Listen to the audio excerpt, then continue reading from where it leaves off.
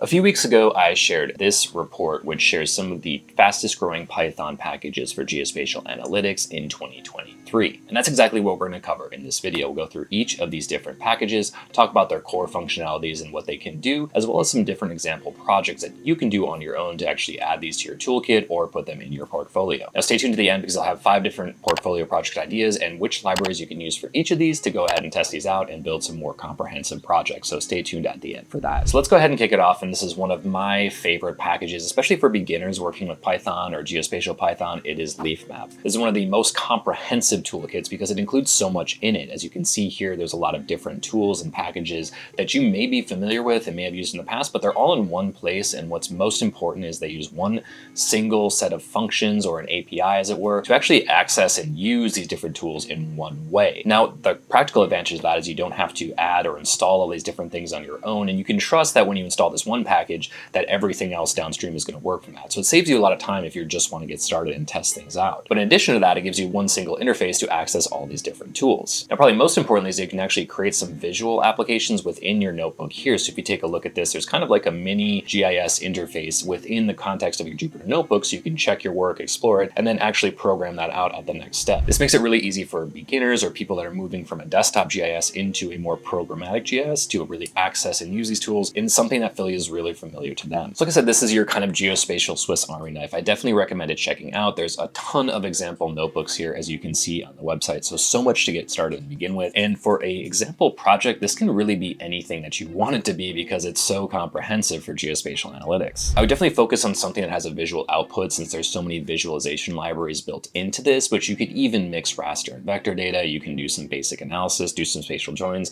and then spit out some sort of output in a map interface or pull it into a Streamlit notebook or something like that. So there's really kind of endless options here, which is kind of tricky, but I would actually focus on something that you find really personally interesting, walk that through in a very GIS sort of workflow, and then ultimately show the output of that. Now, while this next library isn't, first of all, just a Python library, and it isn't just a geospatial tool, I think I've started to see it take over and really start to be used as a core geospatial tool, and that is DuckDB. Now, I've talked a lot about DuckDB in the past, and there's a few different reasons. Number one, as a database, it's probably the easiest thing you can use to get started and set up. You just have to install it or install it as a Python package like you see here, and you can start writing queries against that. You don't have to actually load any tables in unless you want to, but even then it's so easy to do that. You can simply read files, you can read chunks of files, and it has a complete set of spatial functionality to read spatial file types and actually do spatial functionality and spatial analytics. And even more importantly, it's really easy to actually read files in, prepare them, and then spit those files back out. So it gives you a really easy way to scale that. Now, in a practical sense, what does that mean? If you want to do things like spatial joins, you can certainly do them in GeoPandas. You might have to add some extra steps like adding a spatial index or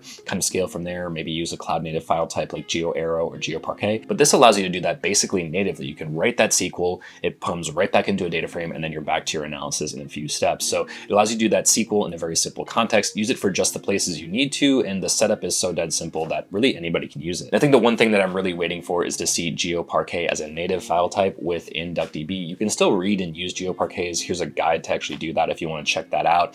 There's a little bit of a workaround, but it still works because basically the geometry type is just well-known binary and both tools support that. Now, the thing I would do with a project like this is actually just compare how you can improve speed. This is kind of like a geospatial data engineering or analytics engineering project to show, here's how I would do this workflow in something like GeoPandas, here's the speed comparison, and then actually compare that to using DuckDB and find all those little optimizations you can make. I would put out a blog post kind of saying that. So if you're much more into the technical side, this is a great tool to explore that. But for anything else, you can just say, hey, I've found this more efficient way to do that. Here's that, and just explore and showcase that you can use these different tools in different ways. Now, the next tool is also from Dr. Qisheng Wu at the University of Tennessee. This is called geemap, G-E-E-map, Google Earth Engine map, and basically allows you to add a Python interface to Google Earth Engine.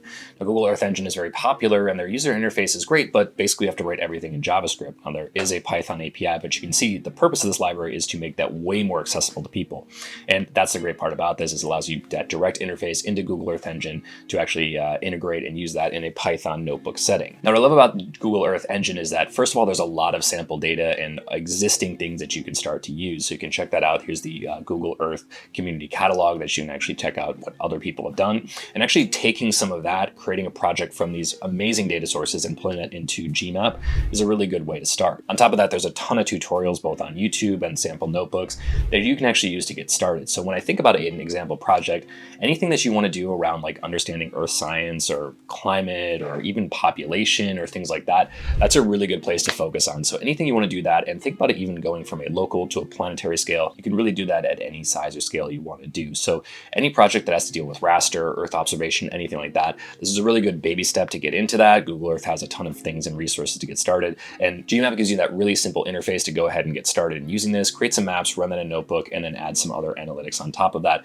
So if you're just getting started in like earth observation, this is a great way to add a quick portfolio project or actually start to add some skills to your tools that you're already using. Next library I want to talk about is Placekey. Placekey is actually an API service that allows you to index any place on Earth. It's basically providing a unique identifier for every place on the planet. And the core mission of Placekey is to create a global identifier for every place on Earth. That means that in my database, if I have a specific address with this location and you have that location, we would have the same Placekey that matches up. So that allows us to join our data sets together much easier. Now this has to relate with anything like place data, addressing, land parcels, buildings, anything like that is a great way to do this, even points of interest. So this is a great way to get started. You can see the Placekey website here. You can actually test this out with a location that you know or a specific address, and then that allows you to share and communicate that data back and forth together much easier. Now address matching, if you've ever had to do it before, it's a really complicated process. You're taking two data sets that may have different address names.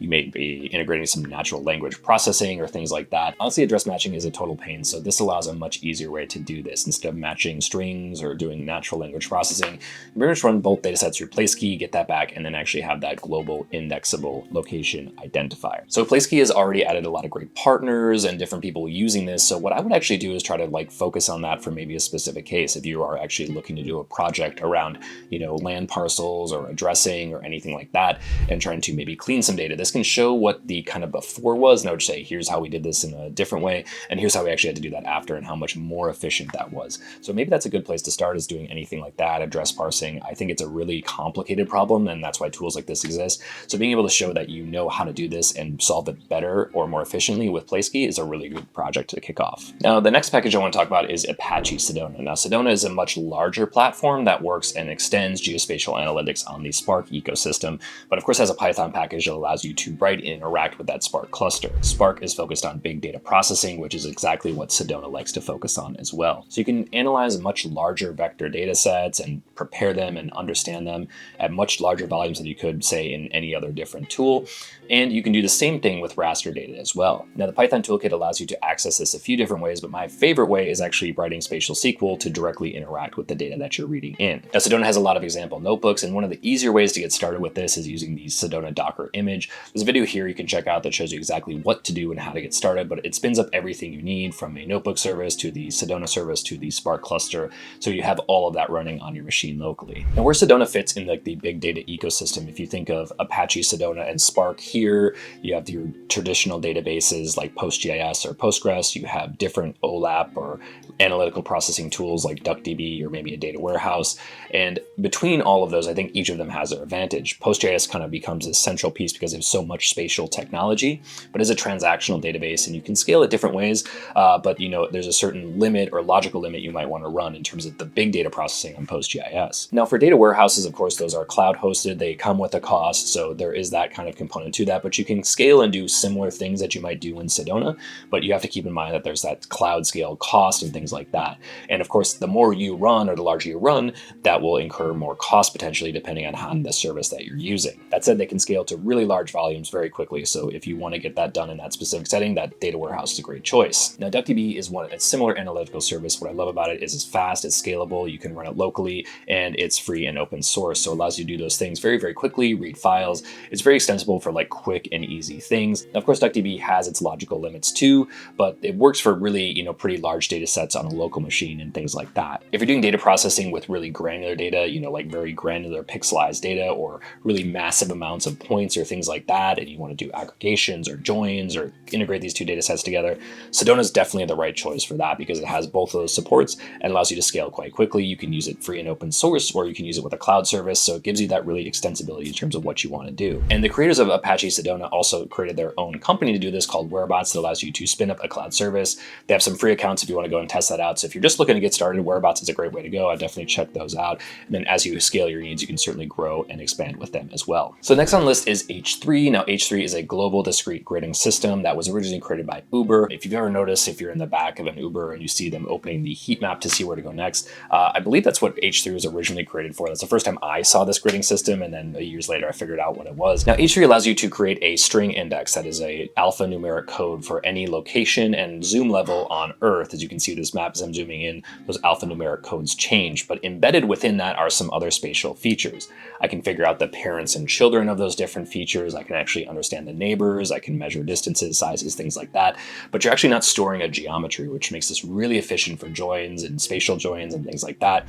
And it's become quite popular for visualization tools like Kepler-GL or Carto or others that allow you to actually visualize those natively without having an actual geometry tied to it. You can run H3 in many different places like you see here, but there is a great Python package for you to do this at scale. So I definitely recommend checking that out. A great project for something like this is actually, taking a massive amount of point data, showing what a spatial join might look like in some other tool, turn that into H3, showing the visualization advantages of that, and then actually doing some different spatial computation on that to show how that scales up.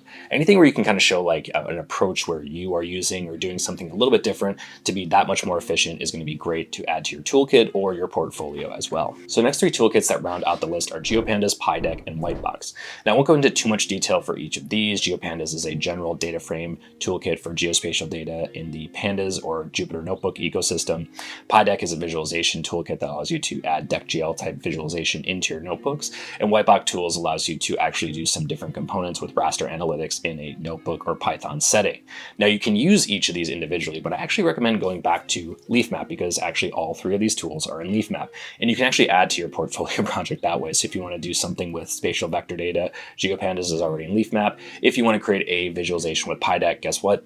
It's already in leafmap. And then if you want to do some raster analytics, there's lots of different tools in that Whitebox toolkit. Good news, it's already in leafmap. So that's the place I would go, is to kind of say, hey, look, I know all these different tools, I know how they work, but if you want to show how they integrate into a much larger ecosystem, that's the place to go. It'll give you a really good way to create that kind of comprehensive portfolio project. So that's where I would start there. Okay, so I mentioned some different example projects, and there's 5 that I would actually look at, and here's some of the tools I would use to do each of those. The first one is looking at wildfire analytics. There's really great raster data that exists out there to understand wildfire data over time, as well as actually looking at wildfire ignition types. Now, these raster files can be quite large, so what I'd actually look at doing is maybe processing some of that using Apache Sedona, and then pulling those into leafmap and Python for analytics to actually understand what those look like. So that allows you to process your data over here, do that at scale, maybe enrich some different vector points or things like that, and then pull that data back down and do that at scale in your Jupyter Notebook with leafmap to create visualizations or other things like that. The other thing that you could add in is working with DuckDB to look at OpenStreetMap data to find where things like campsites are or barbecues or anything like that that could pose a potential risk in an area where that are prone to wildfires. Next one is actually looking at bike rentals. There's really good data for bike rental stations in places like New York City, London, and cities all over the globe that say, here's a couple hundred locations where you can rent bikes. So not that large scale data, but actually they have millions and millions of records actually looking at these data over time. So you have all these different trips from location to location. Now, this is a really good case for DuckDB because you can have your few locations here and then your millions of records over here, and you can pull the CSVs locally, do the analysis, and then present that back in a visual layer in leafmap or some other tool. So that's what I recommend, is actually pulling that into DuckDB. I think that DuckDB has an integration in leafmap already, so you can actually do all of that there again, and do this with this larger scale data that's not necessarily spatial in nature, but shows you that you know how to integrate that and use that at scale. Another one is actually looking at historic climate analysis. Now, this is a data set I've been playing around with a lot. This is actually the NOAA historical storms data set. And what I would do is a few different things here. First is you can look at all these storms over time, but they're in these really messy gzipped CSV files. I would use DuckDB to extract that data and pull it down. And then what I actually do is kind of look at some address locations. You can use Placekey to kind of understand where these places are, do that universal identifier and be able to join those across time. So you can actually say, okay, for this, this address, here's all the storms within this area, and try to create some sort of like understanding how climate has changed in those areas, maybe looking at the instances of flash floods over time, maybe, thunderstorms, hurricanes, whatever that is, and kind of understand how that's being impacting in different areas. So that's what I would use, is kind of use some sort of addressing component with Placekey, and then integrating that with buildings data, and then some of this historic storms data in DuckDB. Now in the storms data as well, you could also integrate H3, so you could actually aggregate those and do some visualization that way. So you have this kind of full structure of going down to the building level all the way up to these more higher levels with H3 or something like that. That leads me into the next one, which is actually looking at suitability analysis. Now this could be anything from finding the best place for a new store location to a where to place service centers, where to place community resources, or even where the best place to plant new trees. So you can do this for just about any anything. And what you want to do first is understand the geographic variables that will impact that choice. I can't really tell you what those are without knowing the project, but as a geospatial person or geographer, you're generally going to know what you want to focus on. So your job will be to get all of that data in one place and then start to create that index. Now this is where H3 comes in, is you can create that same index across space and kind of enrich those cells. Now there's a few different ways you can do this, but I'd recommend checking out either doing that with the H3 Python package and maybe GeoPandas or something like that.